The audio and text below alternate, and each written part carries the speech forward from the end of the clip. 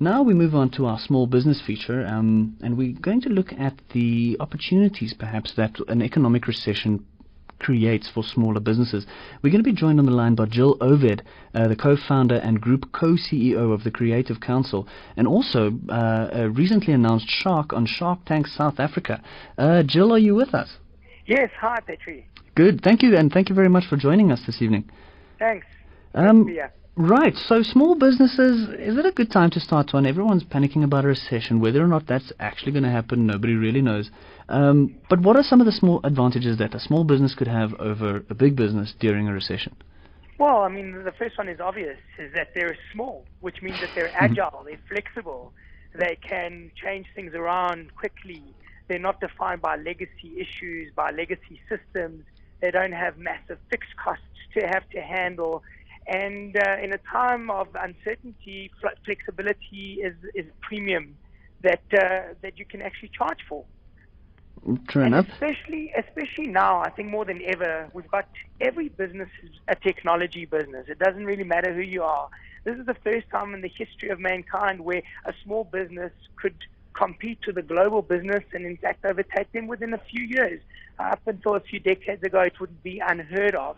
But now with the likes of the Ubers and the Airbnbs and the like, and there's so many of them in all these various industries, they're all disruptors.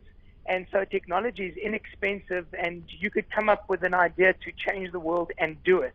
And it could go viral, so to say, and the whole world will learn about your product in a couple of days if you have a good enough product, I suppose. I mean, not to use a terrible example, but Pokemon Go it's a perfect example of that. It's incredible because the first time I heard about it was just a few weeks ago, and literally from that second on, I probably heard about it 5 times an hour. Saw videos of how it's become the greatest game launch in history. I mean, yeah, and it changes. I mean, the fact that more shares were traded with Nintendo there than in the history of the Japan stock exchanges proves the point. Okay, so let's go back to small business. Nintendo is a big one. We shouldn't speak about that. Small businesses have another advantage of a big one, is that they can innovate a lot easier. You mentioned it, every business is a technology business these days, where it comes to marketing, the means of service delivery, whatever the case is. But how much do you think innovation plays a part for trying to start a small business in this current market environment? Well, I mean, that's really all you're looking for is innovation. And unfortunately, you can embrace technology and innovate, but not only just the product offering, but also the marketing, also the distribution, the sales capability. You can create partnerships which wouldn't have existed a while ago. As an example, Uber would be launching food delivery, right? A restaurant that would have been accessible to just a few hundred people now becomes accessible to many thousands of people. That's just through one example of a delivery mechanism that wasn't available to them before. And there are actually businesses that are doing that. I saw there's some app that you can order alcohol from a bottle store down the road and an Uber driver drops it off. Absolutely. So these things are launching everywhere. So I think for small businesses, they need to stop looking at business in a linear method. They need to realize that in a time of recession or tough economic times, efficiencies are derived through partnerships, strategic partnerships. Sometimes you could get in touch with big companies who are looking to sweat their existing assets, and you could offer a service using their infrastructure instead of developing your own, instead of investing big money. And you can have affiliations, and the IP that you create is the thing that creates value in your business as opposed to investing in logistics or marketing. I think marketing is a really good example of how you can innovate very smartly. I mean, there's the story of the dollarshaveclub.com. Tiny little business, started on Kickstarter, which was a crowdfunding site.